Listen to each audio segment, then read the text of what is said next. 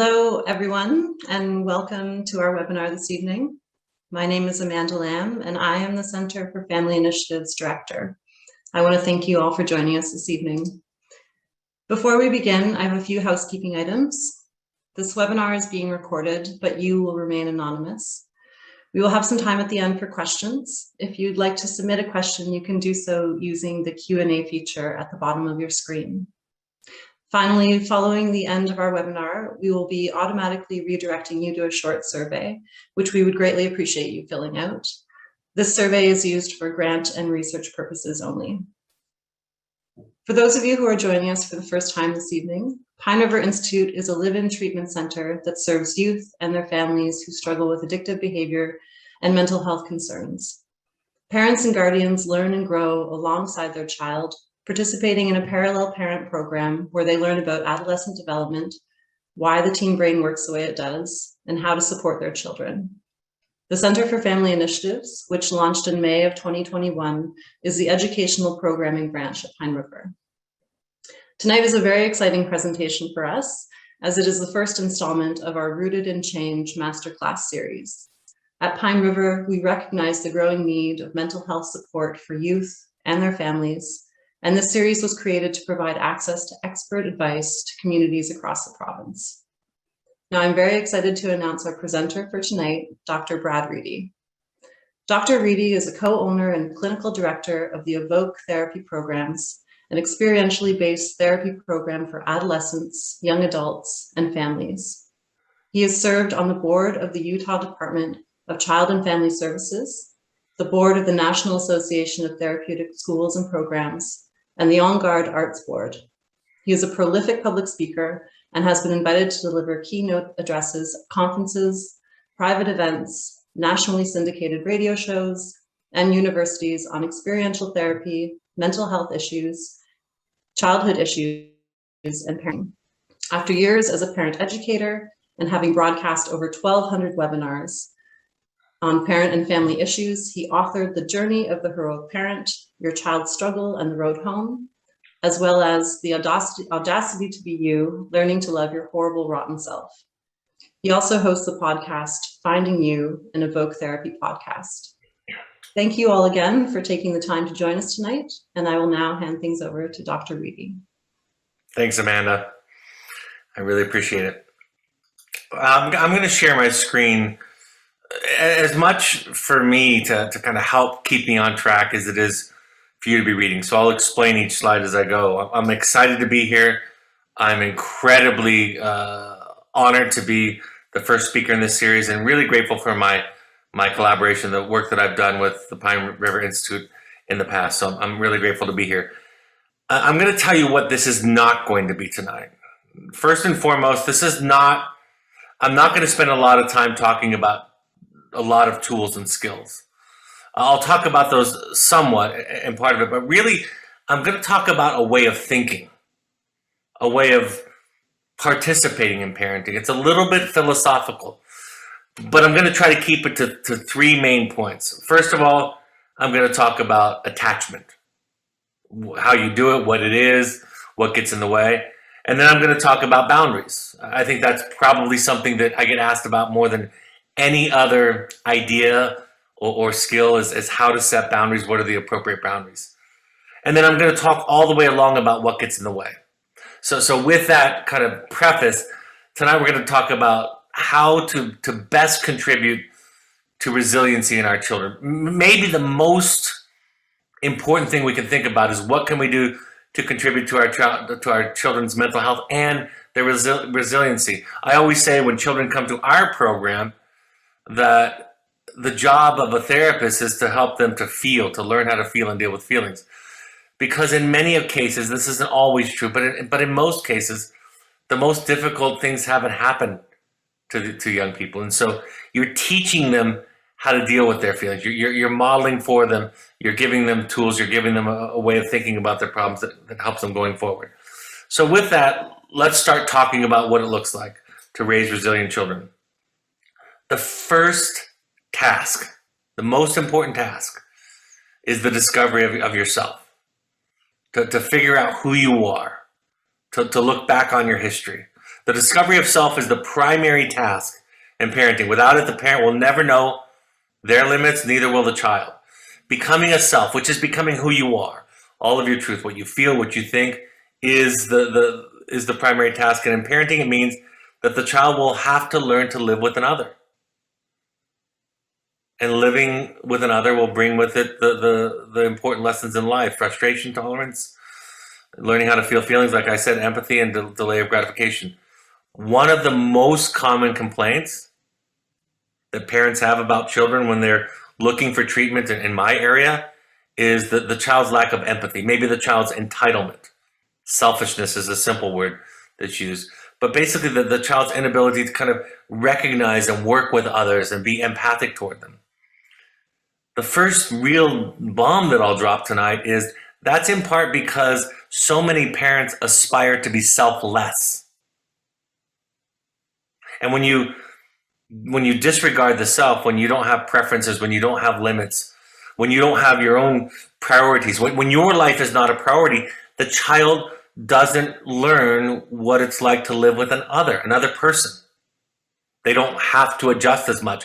And because in our cultures, there's this aspiration or idea that that being a selfless parent is maybe the highest plane that we can live on. We're really, what we think what we think is the solution to parenting is actually one of the problems. So the first idea tonight is that I'm going to be talking about you, what it means to become a self.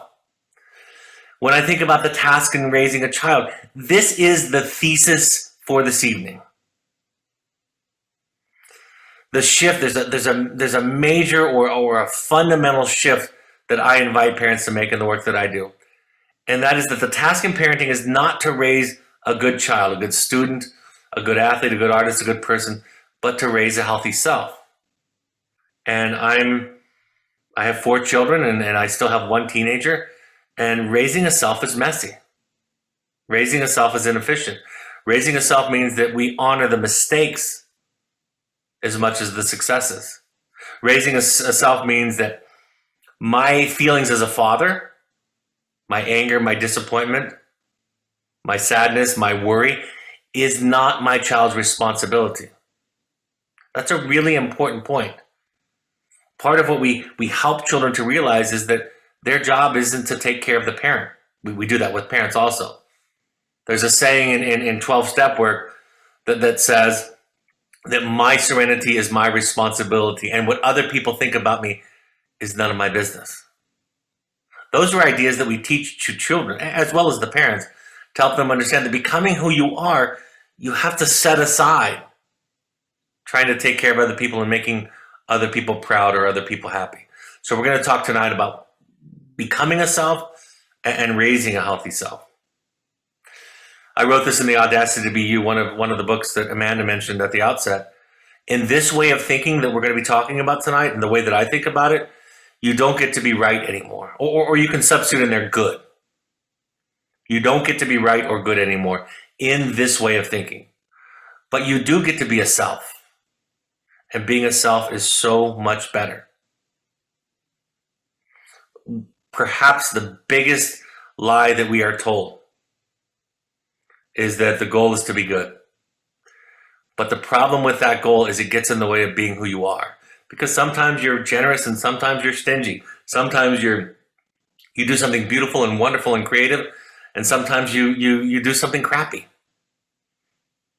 And when all of us isn't welcome, when we don't become who we are, when we repress parts of ourselves because others find they're unacceptable, that's when the self-medicating starts.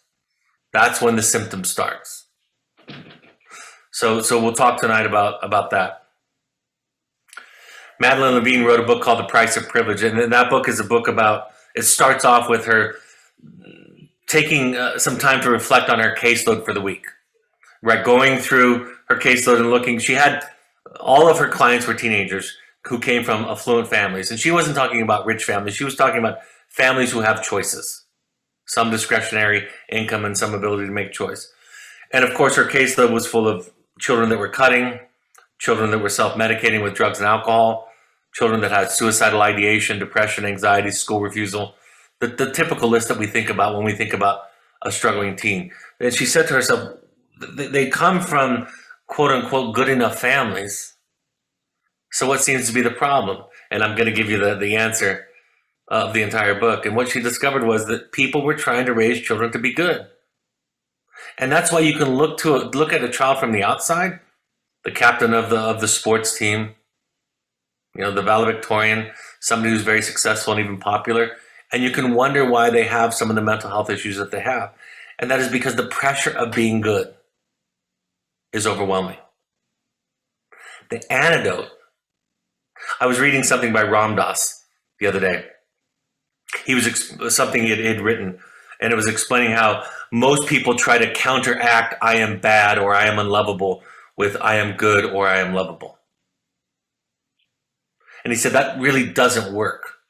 What we have to do, he said, is go deeper and learn that I am sometimes wonderful and talented and competent and capable, and sometimes I am incompetent and incapable and challenged in this process. But what Ram Dass was saying was the opposite of I am bad is not I am good. The opposite is non-judgment. I don't spend a lot of time telling parents that they're good, telling clients that they're good. I spend my time saying, you're human, you're flawed. And when somebody is allowed to be human, allowed to be a self, allowed to be flawed, allowed to be not good at time, they can breathe, right? They can make mistakes and rebound. They can say they're sorry. That's the thing. If you have to be a good parent, a selfless parent, then your child's hurt and anger at you must be their problem. They must be the sick one. But if you've made peace with that part of you, with all the parts of you, and somebody gets upset with you, your response is, of course, I made a mistake. Thanks for telling me. I'm glad you said something. I wrote something last week that said, the most damaging and dangerous secret that we ask children to keep is the feelings that they have for their parents. The uncomfortable, hurt, angry feelings that they have for their parents.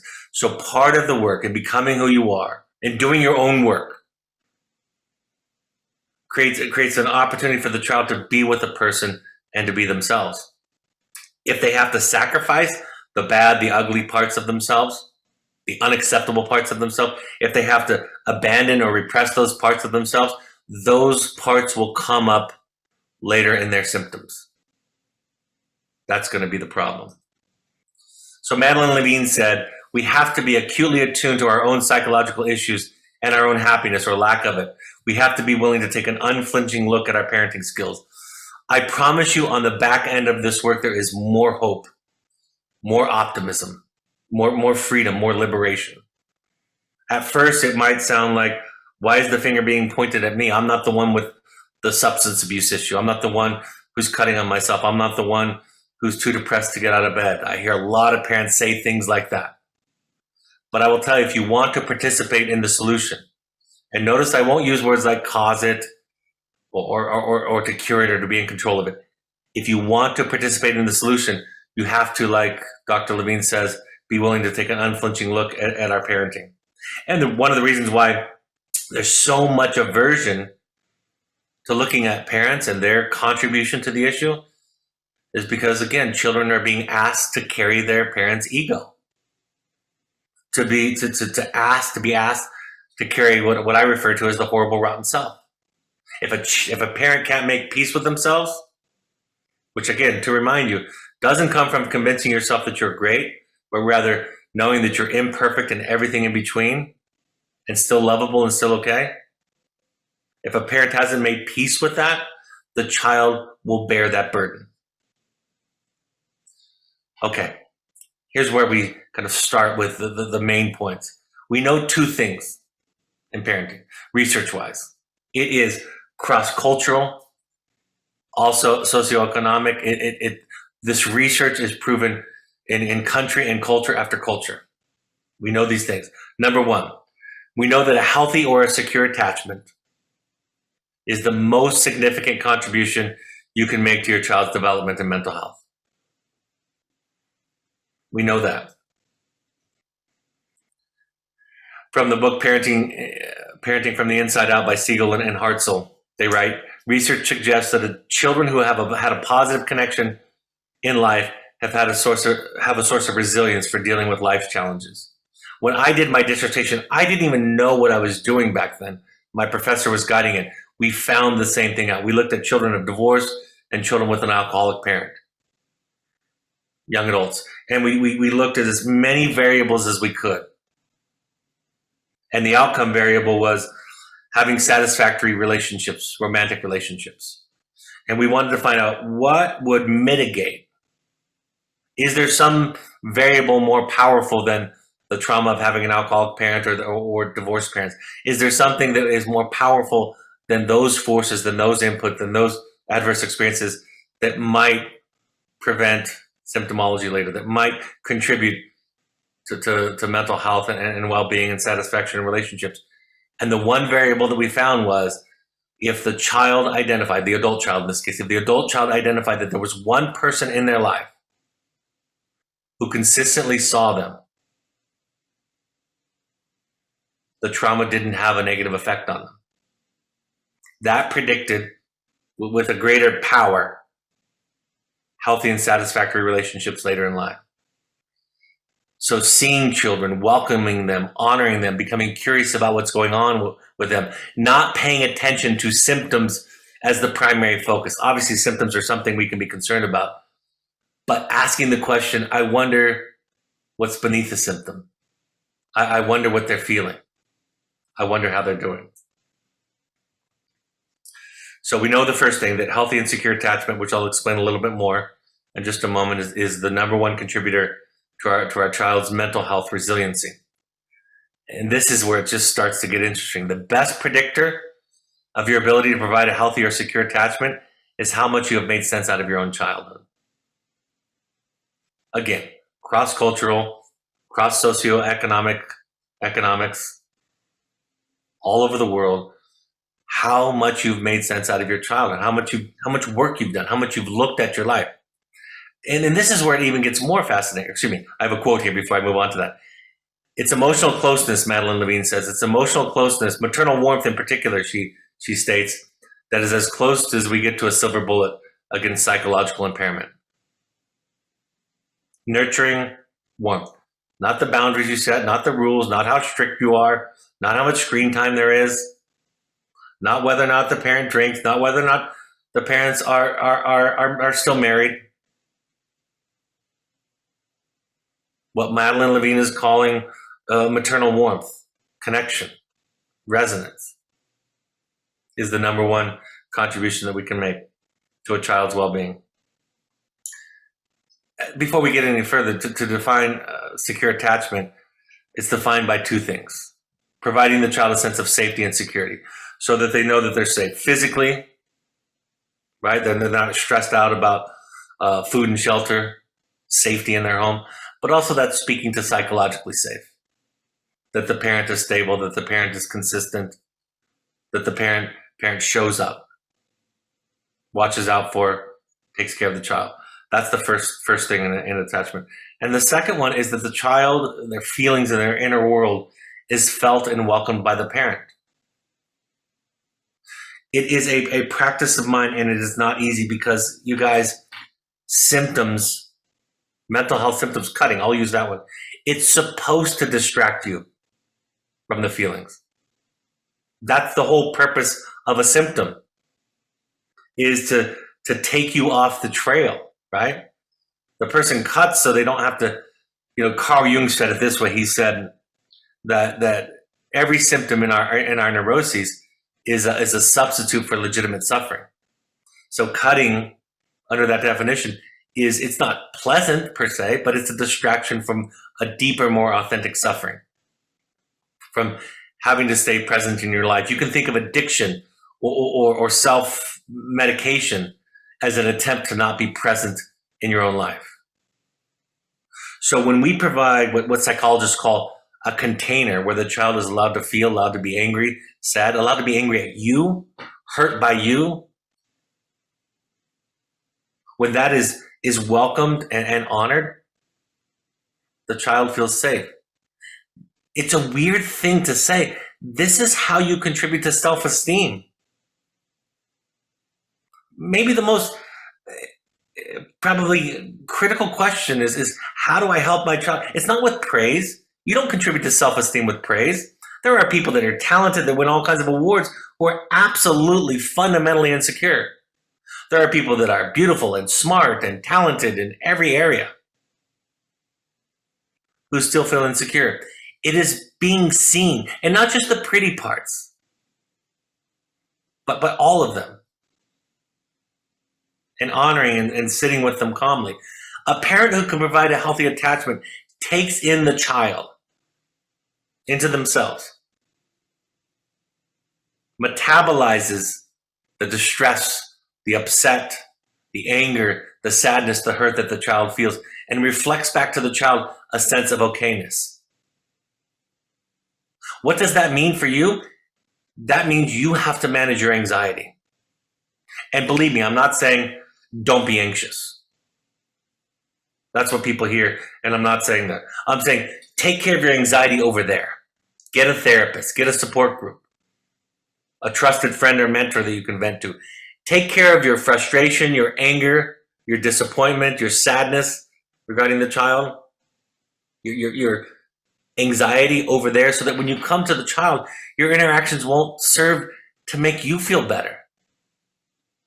They won't serve your self-regulation. I think when I tell parents that the primary wound that most human beings carry around is that they had to take care of the parent at the cost of their authentic self.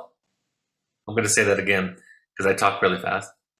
When I go around and I teach people that the primary wound that human beings on earth carry around, the first wound, is that they have to take care of their parents, I think most parents think I'm crazy. They don't know it. They have no experience. It does not resonate at all. But this is what I'm talking about. When a child learns that's, when I became a parent, I had the same idea that most parents have. I'm going to do it better than my parents, number one. And number two, I'm going to tell them how I feel. All right? I'm going to tell them when I'm proud, when I'm happy, when I'm disappointed, when I'm sad, and when I'm frustrated. That will be their indication for them to know whether they're doing well or not. If I'm happy and proud and excited, they're doing well. That's how they will know. If I'm disappointed or anxious or frustrated or upset, they will then know that they're doing poorly. So I wire my child's brain to believe that what I feel is about them, is their responsibility. That's what we're doing. And then we wonder why they're susceptible to peer pressure. The answer is because we started it. We handed our frustration, our disappointment, our anger, our sadness, our anxiety to our child. And we said, here, you take care of it. Stop doing drugs so I'm not afraid. Stop cutting on yourself so I'm not sad. And then the child goes out into the world, and their brain doesn't distinguish between mom and dad and friends and coworkers and peers, teachers, professors, bosses, and so forth. Their brain thinks, oh, somebody's mad, I did something wrong. Somebody's happy, I'm good. We wire our children with insecure attachment, avoidant attachment, non-healthy attachment. We wire our children to believe that what somebody else thinks and feels is truly about them. And if they get into treatment because of an issue, because of a mental health or an addiction issue, or what people call codependency, which is basically just anxiety and a lack of self and boundaries. If they find themselves in treatment, the therapist will then spend all of their time and energy to tell them that it's not their responsibility to take care of their parents or other people. And this doesn't produce selfish people. It actually produces people more capable of love and compassion and empathy. Because when a child learns to feel, here's another nugget. When a child learns to feel, they recognize feelings in others. And they're inclined to be compassionate and empathic. So that's healthy attachment. Again, from Siegel and Hartzell. Research in the field of child development has demonstrated that a child's security of attachment to parents is strongly connected to a parent's understanding of their own early life experiences. As a parent, making sense of your life is important because it supports your ability to provide emotionally connecting and flexible relationship with your children. You have to look back. You have to make sense out of the messages, the roles that were imposed on you. And here's where I think it becomes mind-blowing. This point right here. It doesn't matter how good your childhood was. I think most people, when I say you have to look back in your childhood, they assume that I and Dr. Daniel Siegel and Mary Hartzell are saying, well, you have to look back at your trauma. That's not what we're saying. You have to look back with a critical eye. And I don't mean critical like negative, I mean with a discerning eye. The quality of your childhood does not predict whether you can provide a healthy attachment. You can have a relatively good childhood, but if you haven't done the work to sort it out, you'll be limited in your ability to parent. Or you can have a bad childhood, a really traumatic childhood. And if you've done your work, you can provide a more effective, a healthier attachment to your child. So what's the implication of all of this? Do your work. You know, when I teach or present, when I do my podcast, when I write my books, the outcome that I hope for tonight, or if you're watching this recorded, is that you'll feel inspired to do your work, to sign up for therapy or group support, to go to 12-step groups, to do your work and to make it that your project. It's really important. It's really important that you shift the project from fixing your child to fixing yourself. Nobody likes to be a project. And when a child is struggling with mental health or addiction issues and they become the parent's project, it's not relief or support, it's more of a burden. Now, on top of whatever the child's struggling with in their day-to-day, they're also carrying the burden of the person who loves them the most and their unhappiness. It's really important that we understand that our unhappiness is because of the way that we are living our life. It's not out there. You can't find peace and happiness by fixing a child or fixing a spouse or fixing a parent, fixing a friend. You've got to make that an inside job and then come to that relationship with some capacity to love and support them. This is my life's mantra, this next quote, from what I think, and I don't think there's a good argument against this, actually. The most important the most important book that's been written about children in my lifetime. The first edition, I think, was written in 1979 by Alice Miller. So what Dr. Miller says on page 1 of The Drama of the Gifted Child is this: experience has taught us that we have only one enduring weapon in our struggle against mental illness, and that is the emotional discovery of the truth about the unique history of our childhood. I get asked every day, what should the curfew be? How much screen time should they have? Should I choose their friends? Should we move school? Any number of questions. And early in my career, when I was younger, I used to answer them because I was clever, because I'd been equipped with some really good psychological theories and models. And so I had answers for those questions. But you do it a little while and you realize that's not the issue. And answering those questions won't make a difference.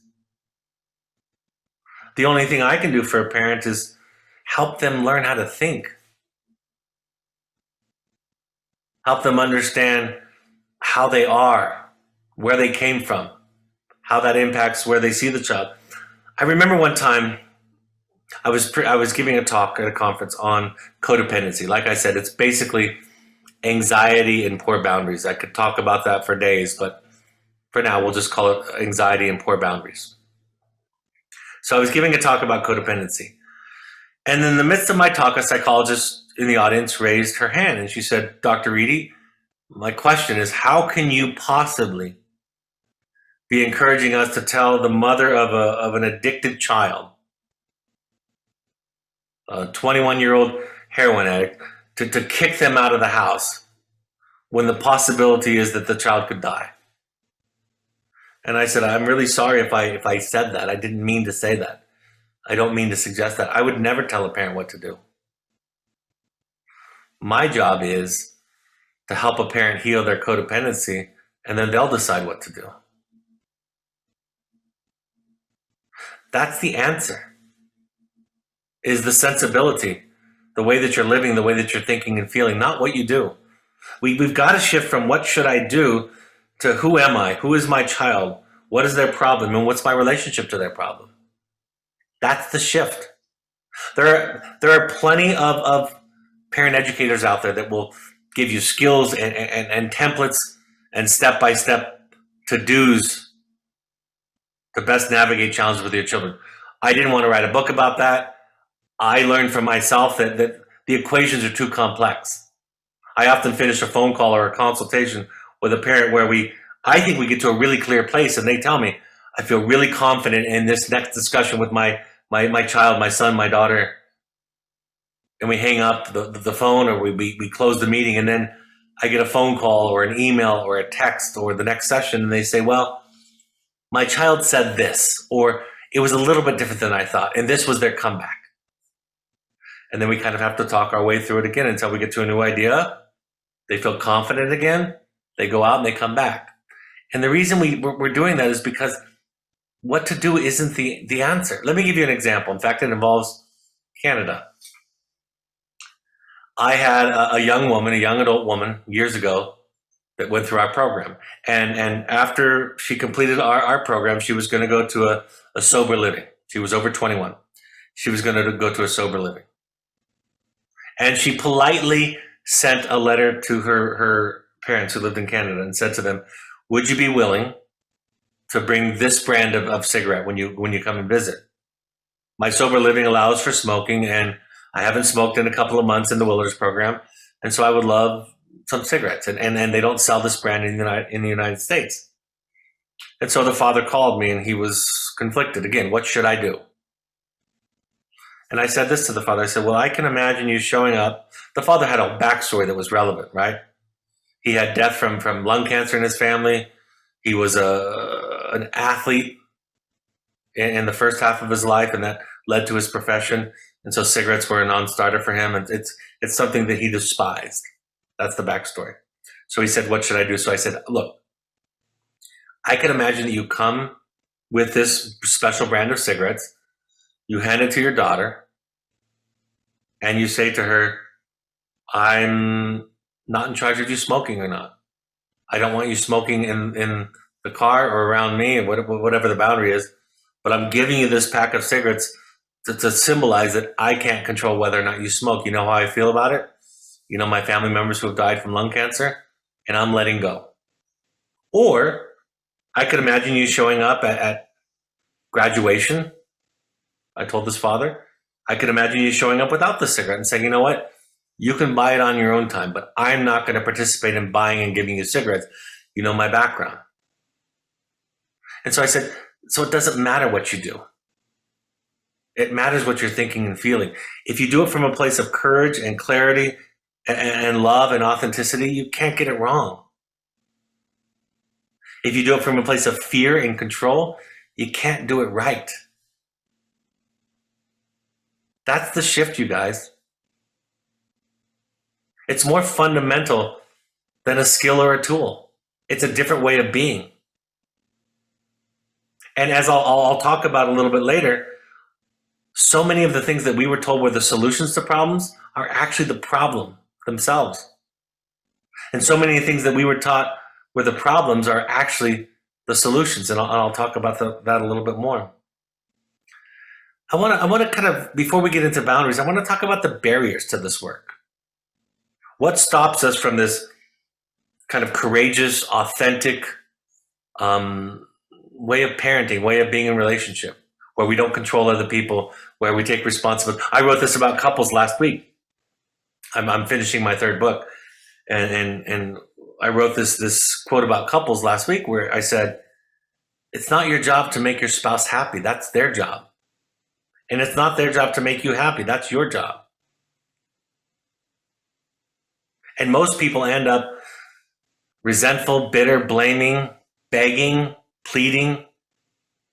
As the actor Will Smith said in a talk that I saw, coming with their empty cup, asking their spouse to fill it.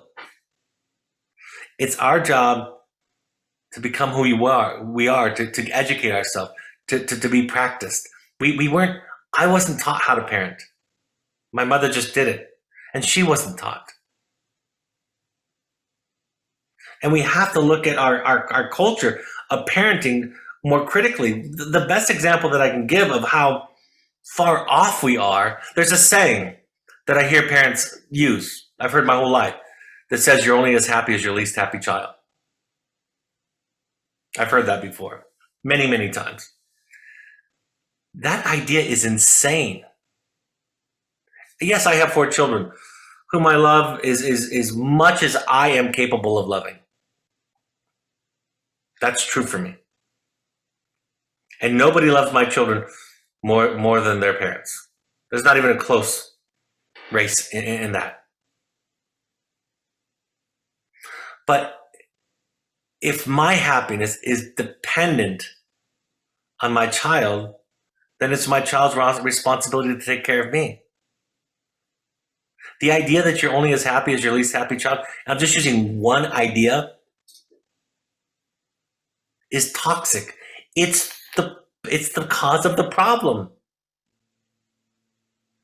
I have to, as a dad, if you're a mom, a dad, a parent, I have to make my happiness my responsibility, my serenity my responsibility. Yes, when my children are struggling or in pain or get hurt, it's going to hurt me. I'm not talking about that kind of transitory feeling of happiness. I'm talking about meaning and hope and optimism and fundamental serenity and peace. That's my job. But what do we do? Like I said, we hand it to our children. We make them responsible. So let's talk about the barriers to the work. I was in New York City a week and a half ago. I was hired to come do a parent workshop with a group of parents. My daughter, who works for me, she's about a year away from finishing her PhD in clinical psychology, and she's a fantastic teacher and facilitator. I asked her if she would present on part of the day because she actually teaches one of the concepts better than I do. So I sat to the side while Emma, my daughter, did her thing. And in passing, she said this. I thought this was incredibly insightful. She said, breaking free from my dysfunctional family patterns brings a lot of guilt. Now, mind you, I'm paid. She wasn't paid for this. I brought her to New York as a gift and asked her if she would teach as a kind of an exchange for that gift. I'm sitting up there at the front of the room. I'm the guy they've hired to teach them about parenting. And my adult daughter is saying, breaking free from my dysfunctional family patterns brings a lot of guilt. I'm part of the dysfunction.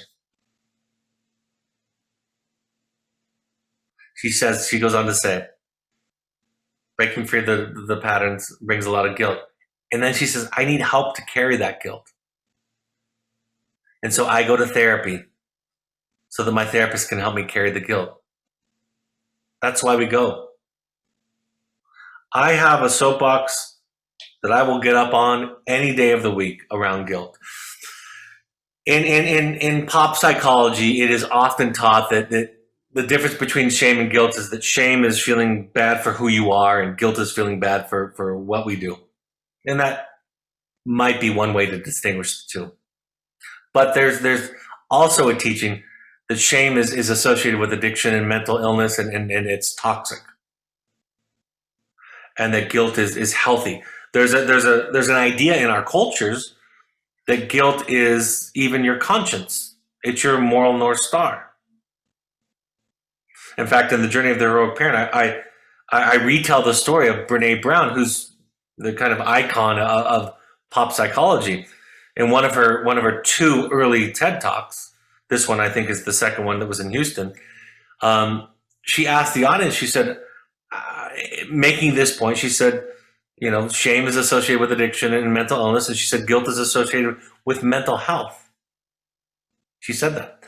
She turned to the audience. She said, how many of you, if you did something wrong and you hurt your partner or you hurt my feelings and you did wrong and you felt guilt, you would apologize? And the camera panned to the audience and all 10,000 people raised their hand.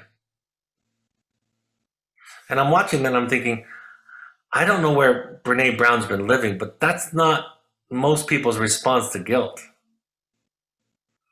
Most people's response to guilt is to justify it, to hide, just like shame. Guilt does not inspire accountability in a lot of cases. And even worse than all of that, this is the most insidious part of it, folks. Everybody listening to my voice can think of immediately, without a lot of effort, an example of something that they might do in their lives that is right, that they would feel guilty for. Imagine saying no to somebody, for example. Not being able to help somebody. Or, having a healthy boundary. And the result of that would be guilt. And so if guilt tells us to do the wrong thing, not the right thing, it's completely unreliable. There are other ways to develop morality, which is love and compassion and empathy. We have to get rid of shame and guilt to do this work. And I know that many of you were taught that guilt is conscience and that's how you know right from wrong. It's not true. And you know it. I cannot tell you the number of parents who have said to me, I knew the right thing to do and I didn't do it. And I said, why? Why didn't you do it? Guilt. I know I struggle with self-care. I read a quote recently. I'm going to clean it up a little bit for the audience, but I read a quote the other day that said, if you're not a jerk in somebody's story, you're not practicing good boundaries. We have to deal with guilt, let alone shame. That's obvious. We have to be able to learn to feel guilt, to tolerate guilt in order to do the right thing. And Emma, my daughter here, is saying, if I'm going to get out of this codependent family that I grew up in, if I'm going to be the best version of myself, I'm going to feel guilty. And that's true. I've never met somebody that this wasn't true for. And so she needs help. She needs a therapist. I love what J.D. Gill says when thinking about symptoms in our children. J.D. Gill said, it's important to recognize that the defense, you can substitute the word symptom or issue, the defense is doing important psychological work, or the energy required to maintain it wouldn't make sense. Ripping away defenses does not improve the situation. Taking them away before the person is able to tolerate what the defense masked leaves the person worse off than before. At least before, with the defense, he or she could function. Now he or she is incapable. And then this is the punchline. Both cruel people and inadequate therapists are famous for the desire to destroy defenses without considering the consequences. We learn as we build up our capacity, as we take time for self-care, as we let balls drop, as we learn to not be helpful all the time and to take care of ourselves, we learn to see the wound beneath the symptom, and we stop punching the symptom in the nose. I was interviewing a therapist the other day for my podcast. I hadn't had a long conversation with him. He grew up with two clinical psychologists as parents, and one day he came home from his job frustrated at this one really disruptive teenager in the milieu and how hard it was. And after complaining to his mother for a while about the difficulty and unlikability of this young person, his mother listened and paused, and she said, just imagine the pain that exists. What must have had to happen to this young woman for her to be doing this to other people? And he felt convicted and humbled by it. But he also said, but I also felt hopeful. I realized that my anger, my rage, was evidence of my losing contact with this child. And what I said to him off the record after the interview was, That was the goal of the symptom, right? The symptom is supposed to distract you, push you away, get you focusing on the wrong thing. Because if you're focusing on the feelings and the sadness and the hurt and the insecurity, you're focusing on the thing that the defense or the symptom is supposed to be masking and taking away. So I don't rip crutches away from people anymore. I did when I was a new therapist. I teach this every day of my life to somebody, what I'm teaching you tonight. I don't take an hour and a half to do it, but I teach it all the time. I teach it to therapists. I teach it to parent coaches. I teach it to parents. I teach it to their children. And whatever people are hearing from me, they often will agree because it's self-evident, really. And then I watch them walk away and do the exact opposite. It's so counterintuitive to us that we don't even know what it looks like to see somebody and to hear them. If you want to know, if you want the greatest, in my opinion, illustration we have available to us, watch the 2 movies on Mr. Rogers that came out, I think 2 or 3 years ago, 2018 or 19. One was a motion picture where Mr. Rogers was played by Tom Hanks, and one was a documentary. And I won't get the names right. One was called Won't You Be in My Neighborhood, and one was called It's a Beautiful Day in the Neighborhood. That's what attachment looks like. That's what good therapy looks like. That's what good parenting looks like. Mr. Rogers never told a child not to feel what he or she was feeling. He simply gave them a place to express it so they could move through it. Now we have to have boundaries. We have to have limits. Limits are evidence of a self, right? Because a self has limits. A self isn't a saint. A self isn't selfless, right? So we have limits, we have limitations, we bump up against our limits, and our children do too, and that's okay. But within that construct, within that framework, we learn to see. And we learn to see because we get seen by somebody. And we find ourselves in the process. And then we replicate that with our children. I was doing a therapeutic intensive not too long ago. And one of the big questions for the family was, why the symptom? Where did it come from? It just didn't make sense on its surface.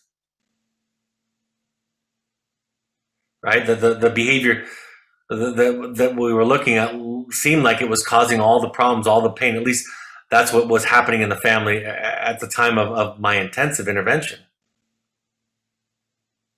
And to put the point that J.D. Gill just put much, much more simply, I simply said this to the family.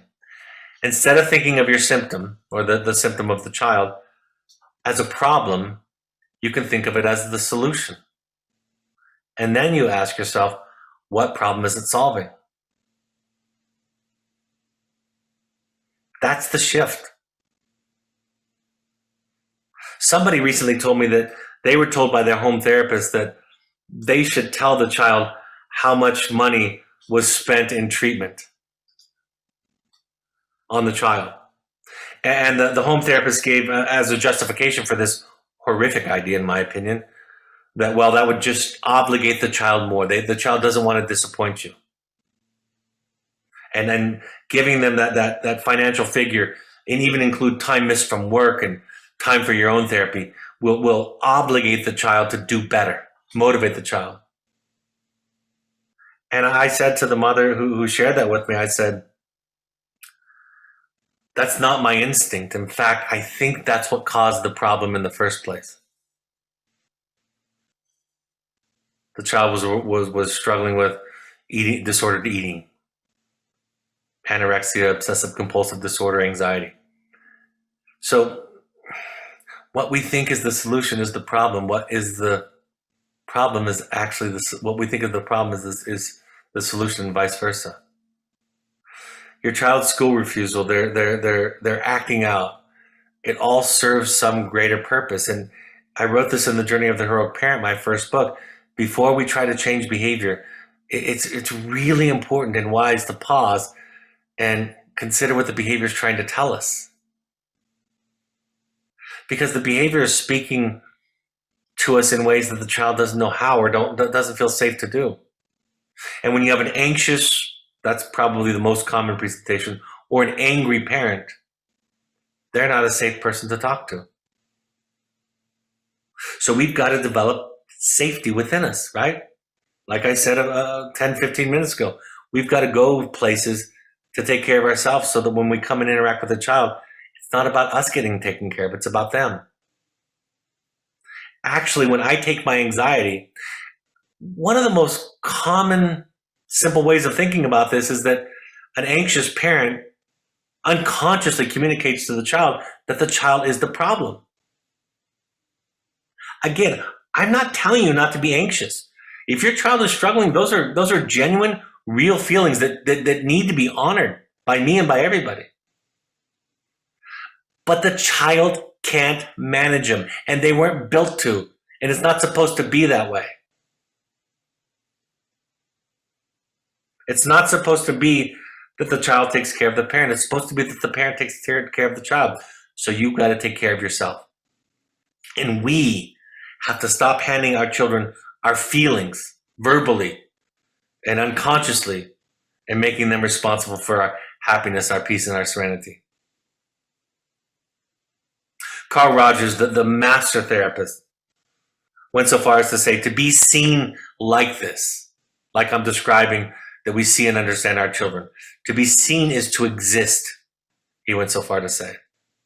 And I love this quote. He said, when a person realizes that he has been deeply heard, his eyes moisten.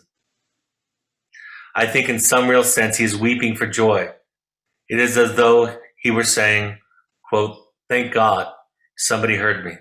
Somebody knows what it's like to be me. In 2015, I was diagnosed with multiple sclerosis. I'm doing really well on my treatment.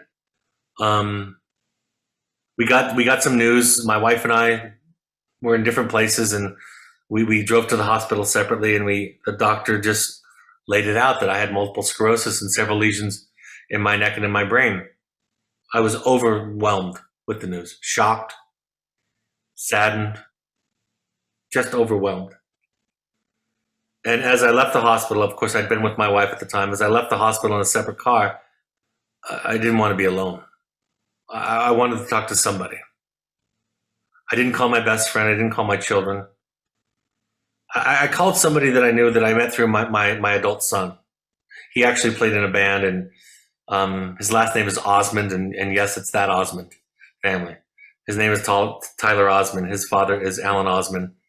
His uncle and aunt are Donnie Marie Osmond, and I just happened to know him. And I knew that his father, Alan, and his brother, David, suffered from MS because they're spokespeople for multiple sclerosis and treatment. And so all I knew is that Tyler had some experience, but he was 25 at the time. And so I called Tyler, and luckily he picked up the phone, and I said, Tyler, I just left the doctor, and I couldn't even finish my sentences.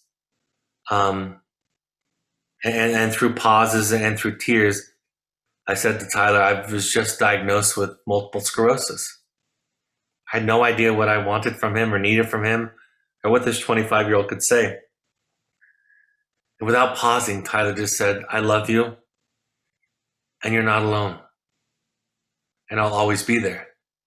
And I thought, that's all you can do. We have to learn to sit with each other in our unsolvable problems, in our pain, in our sadness.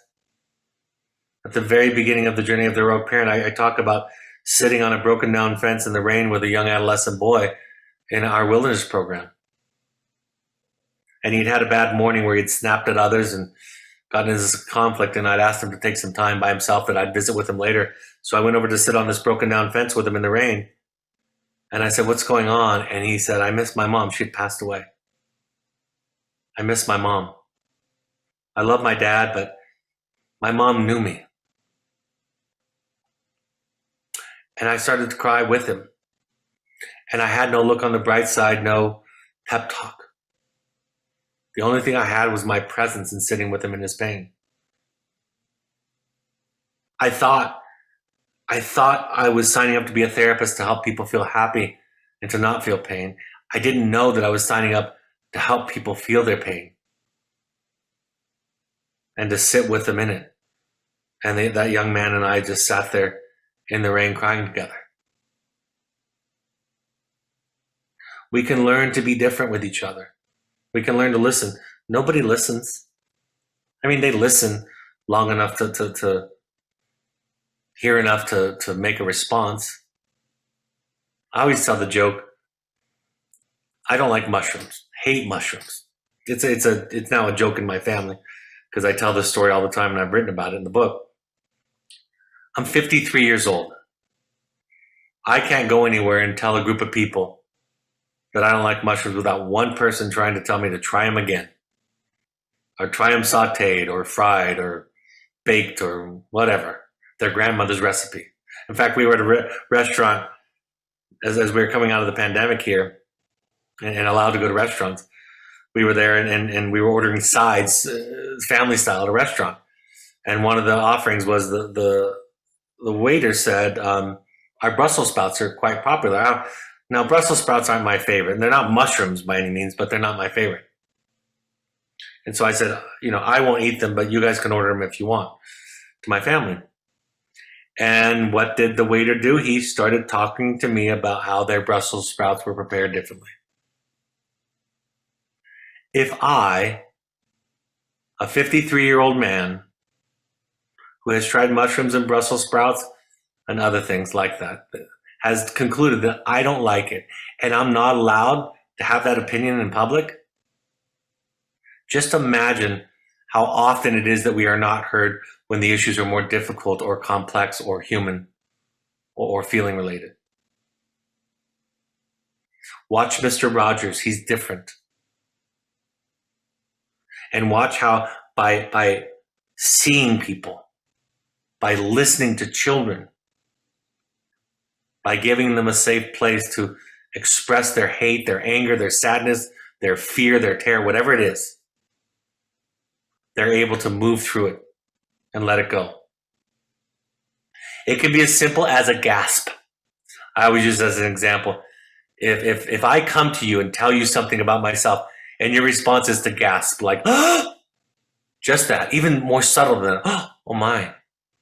Immediately, I start to get the sense that you're not safe, that you need to be taken care of. Our distress, when communicated overtly to our children, I'm not saying you're not going to have moments of reactions. That's just human. But the idea of giving it to them or exposing it to them, it communicates to them that something's wrong with them, that they need to be fixed. They need to be different so that you're not upset. Let's get it a little bit practical, a little bit more practical. I want to talk about boundaries. I have 5 tools for boundaries. And again, they're rooted and related to everything I've been talking about tonight. 5 keys to boundaries. Key number 1, boundaries are not for changing others, but derived from a parent's sense of self, as in, this is what I feel good about. This is what I need in situation. I was asked years ago by a colleague if I was sure to not answer the phone on off hours or in the morning. So I could teach my clients, she asked, so I could teach them about my boundaries. And I said, I don't not answer the phone to teach anybody anything. I don't answer the phone because I can't. I have boundaries with my children because it's my comfort level. When my children were young, they weren't allowed to play with knives. And the reason they weren't allowed to play with them is because I wasn't comfortable, and on my watch, I wasn't going to let them do something that I thought was too risky.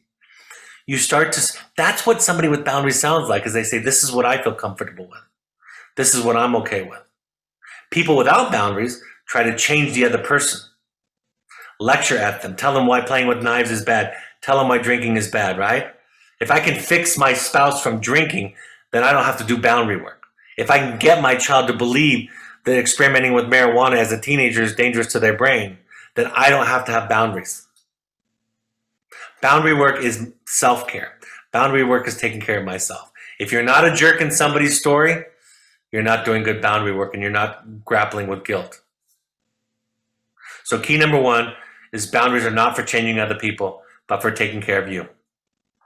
Key 2, don't make the boundary about being right, but rather about being a self, as in, I might be crazy, I might be old-fashioned, I might be stupid or an idiot, but this is my boundary. This is the most powerful position that we can take, and it sets an example for children resisting peer pressure. See, if we grew up in families where being a self was enough instead of being right, which is kind of the opposite, then our children, when they went out in the world, if they got into a relationship with a narcissistic partner and they said, I'm not okay with this behavior, and the partner tried to talk him into being okay with this behavior or justifying it or explaining to the child how they were wrong, the child would simply say, you know what, I grew up in a house where it was okay to feel what I feel and that was enough, and that I didn't have to justify it. So I'm not negotiating my position on this issue. Do you see what happens in a home, in a family, where the shift is from being right and good to being a person? You create in your child a self that can be expressed. They won't suffer fools lightly. They won't put up with abuse. But if the project in the family is to be right and good, a father came up to me after a presentation years ago, and he said to me, do you have any research on the effects of marijuana use? This is before it became more legal in more places. He said, do you have any research on marijuana and the effects it has on the brain? And I said, I'm sure I could get a hold of some, but why do you ask? And he said, well, I have a young adult son who's playing video games and smoking pot in the basement. And I said, well, why don't you just tell your son you're not okay with it? And the dad looked at me in all seriousness and said, is that enough? And I said, that's all you have. But this dad, like I did, like my children did to some degree, before I learned this for sure, this dad grew up in a home where being right was the thing. You had to have the best argument, the best defense, the best evidence. I said to him, look, I can give you articles from the University of Michigan and UCLA and Ontario, or I can embolden you to set a boundary based on what you feel comfortable with. Because if I give you research articles, your son is going to come back with other articles from other universities, from other professors, pointing out and picking out your argument and why it's not true. All you have is yourself. Everything else is an illusion. Key number 3, similar to key number 2, don't explain your decisions or boundaries to your children in an effort. Don't explain your decisions, your boundaries in the effort to get them to agree with you or be okay with the boundary. Don't say, for example, I'm doing this for your own good, or I'm doing this because I love you. See, we try to sell the boundary, because what are we running away from? Our guilt and our shame all the time. When I set a healthy boundary in my life, I'm likely to feel some guilt. So if I can convince you that I'm right, if I can convince you for my reasoning, then you're happy and I'm happy and there's no guilt. I don't have to do my work. I don't have to heal. I don't have to evolve. I don't have to develop a sense of self. I just use my manipulative mastery over the world to get everybody to like and agree and subscribe to my philosophy. Key number 4, listen to them as much as you can and not any more than you can. Listen to your children, listen to your other as much as you're able, and respond with genuine empathy and allow them to be angry, hurt, or upset with you and your decision. As in, quote, I get it. You're angry, upset, and so it makes sense. I'm sorry this is so hard, and I'm glad you're telling me how you feel, unquote. Or just simply listen and be silent. To justify your decision is to try to be right. And remember, in this work, you don't get to be right or good anymore. You get to be a person. And it's so much better. It's so much more liberating. I wrote this the other day, that the greatest, most damaging and dangerous secret that we ask children to keep is the hurt and angry feelings they have for their parents. It's really important, and that it start with us, that our children get to feel their feeling.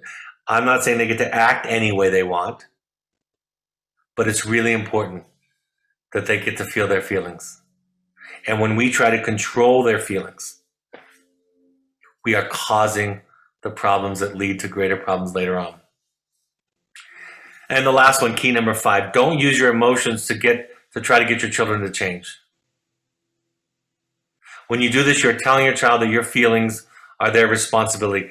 This will lead them to believe that what others think and feel about them is theirs to manage. Don't say, and I mentioned this earlier, don't say I am angry, scared, or hurt as a substitute for boundary setting. I wrote this in the book. People freak out when I say it. But I wrote, I'm almost at the point in my profession where I discourage parents from sharing feelings with children.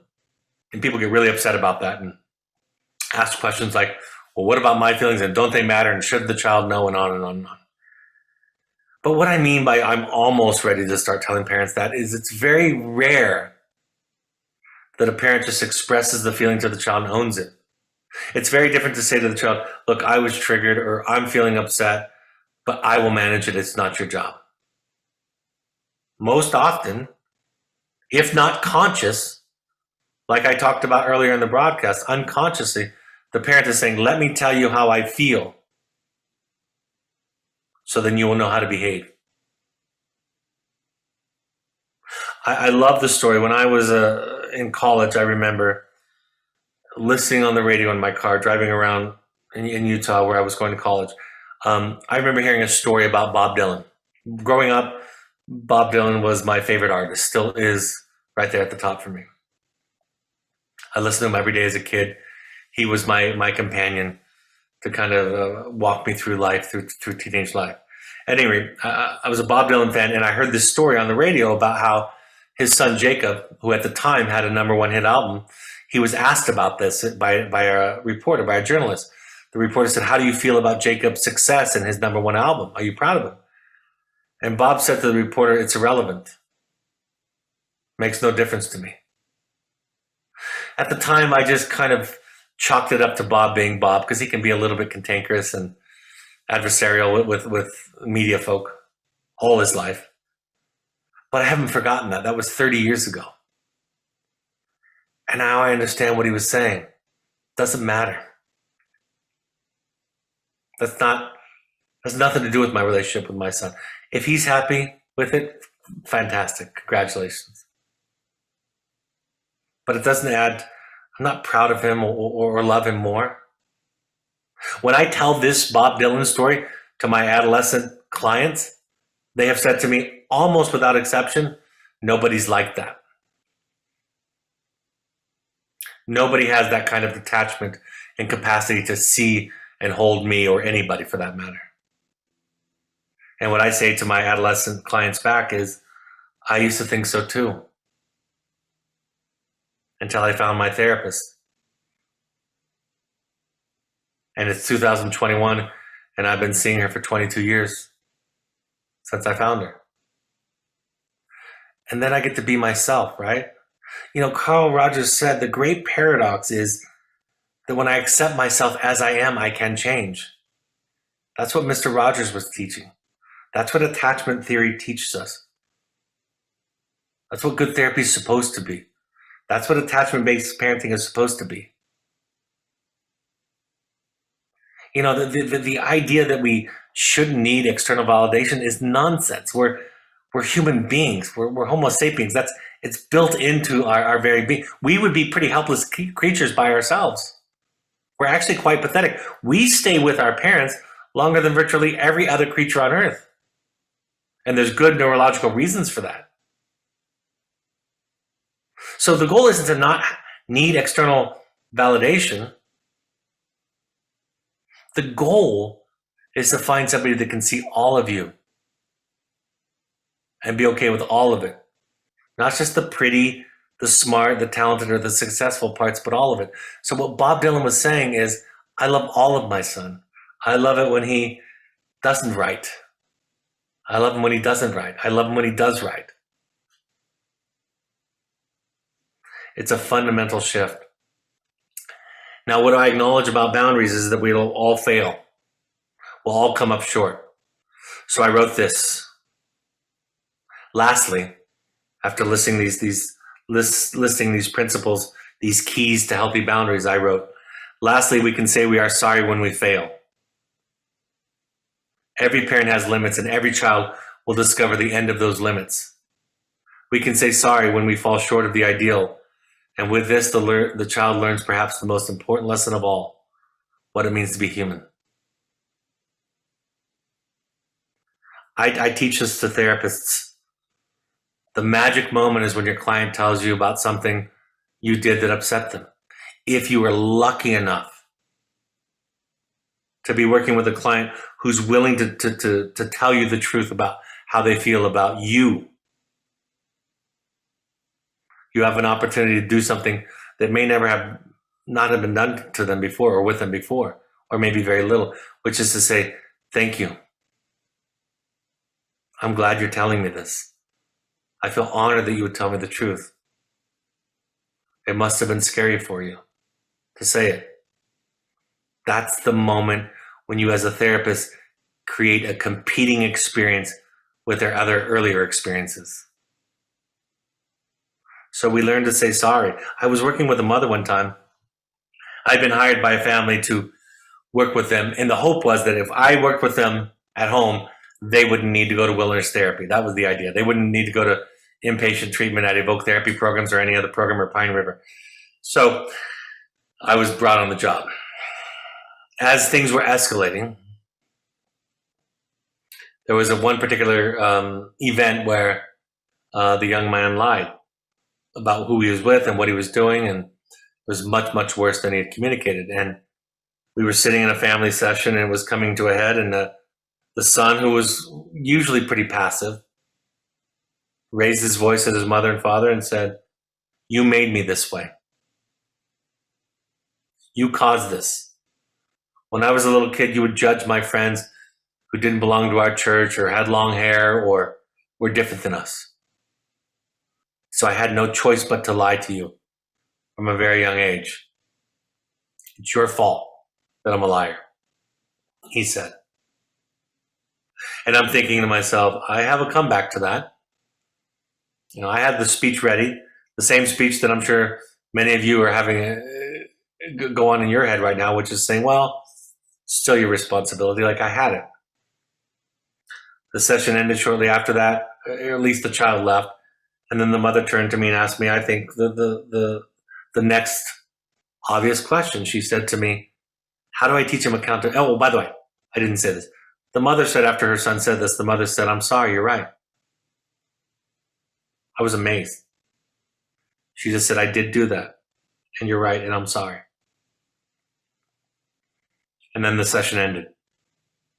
And the mother turned to me and she asked the most obvious question. She said, how do I teach him accountability? And I said to her, you just did. You just showed him it. Any lecture you had about accountability would have paled in comparison to what you just demonstrated in your own accountability. Learning to apologize, learning to be human is the key. Here's kind of where we bring it all home, folks. Parenting skills and principles, parent education, don't change children. Parent education is not, my parent education is not to change children. Parent education changes parents. And that change can have a profound and wonderful impact on the child. Healthy parenting is the end, not a means to an end. The outcome of healthy parenting is not well-behaved children. The outcome of healthy parenting is peace and serenity, confidence, clarity, authenticity, compassion. And you know what it changes? It changes the parent. So every relationship in their life changes. That's the magic of this work. Some of you know that. You get into this work, you're on this broadcast tonight, you get to Pine River or Evoke or wherever you get to a treatment center somewhere, you get to a therapist in your community, and you're there because your child is struggling, because that's the problem. But if you allow it to get into you, it changes you, and then the entire world changes. The parents that love the work that we do have a variety of different levels of success with their children. But the one thing that the ones who love us have in common is that they allowed it to change them. That's what we're doing. To me, that's the masterclass. Is when we shift from fixing the child to fixing ourselves. When we shift from making the child the project to making ourselves the project. Now, I know I haven't given you what to do in every single situation. I know I haven't done that this evening. I know I haven't answered, I'm going to take a few moments to answer some questions. I know I might not have answered every what should you do question that you might have in your mind. But this is my answer to all of those questions. Do your work. Abraham Tversky wrote a book called Addictive Thinking, about the addictive brain. And in Addictive Thinking, he explained that parents or family members, spouses of the person suffering from addiction have the exact same excuse not to seek treatment as the addict does. It doesn't apply to me. I can do it on my own. Those people are different. I'm not that bad. I don't have a problem. He said it's like being asked what's by a parent or a spouse, what's 2 + 2, but don't say 4. This is the work. And by the way, I do it. You know where this class came from? I mean, it came in part from my education, the books that I've read, the teachers and the professors, the things that they've taught me. Definitely from my experience of watching clients and families over the years. This came from me being in the client chair. This came from me sitting on the client couch. This is what I know. And so I hope, like I started off saying, I hope that regardless of circumstances, that something new came to you tonight, that you might have heard a twist or a spin on an idea that maybe you hadn't thought about, and that from that small ray of hope, there could be some optimism and a willingness to walk into a therapist's office or a support group and start to do your own work. It's not because you're a bad parent or you're a pathogenic parent. It's because you're a human. You know, I tell the therapist that I train, I say, you can be a decent therapist, even a good one sometimes, with a lot of study, a lot of reading, a lot of practice. But I say to them, you'll never be a great therapist if you're not doing your own work. Until you know what it's like to sit on the other couch,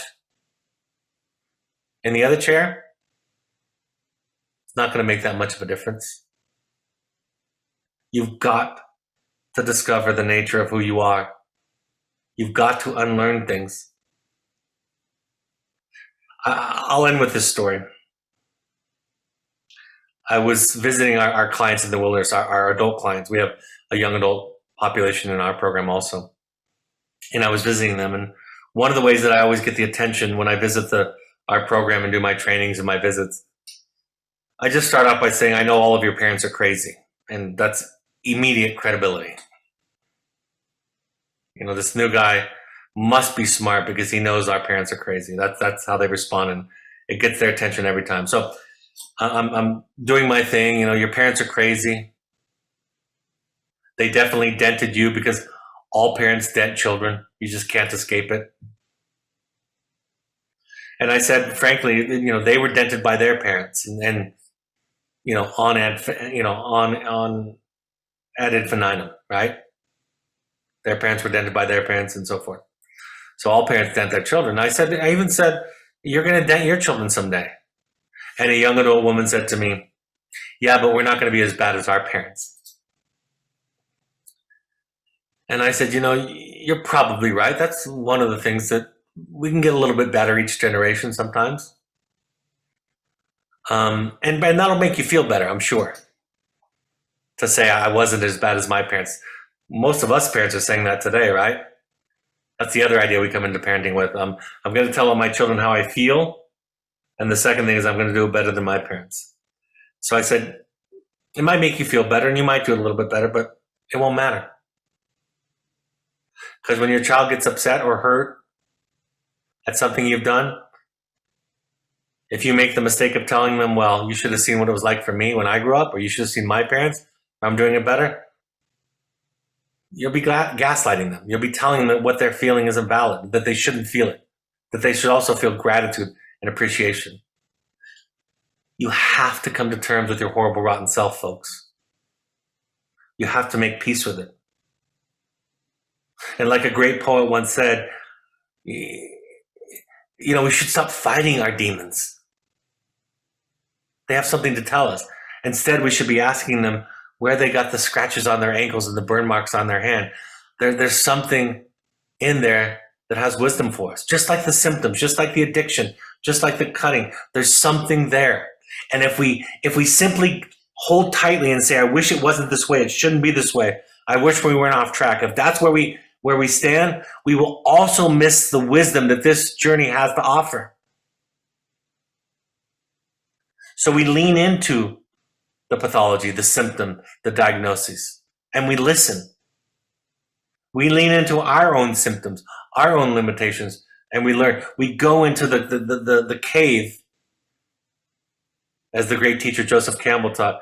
We go into the cave that we most fear to enter because it holds the treasure that we seek.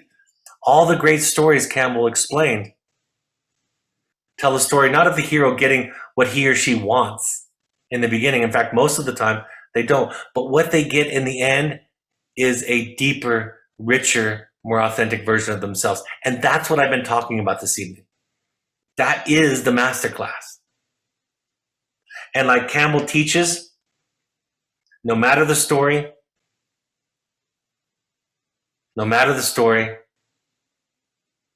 the heroic journey is always inward. The hero looks inside themselves, and the hero develops new ears and new eyes, a new sensibility, because that is the work.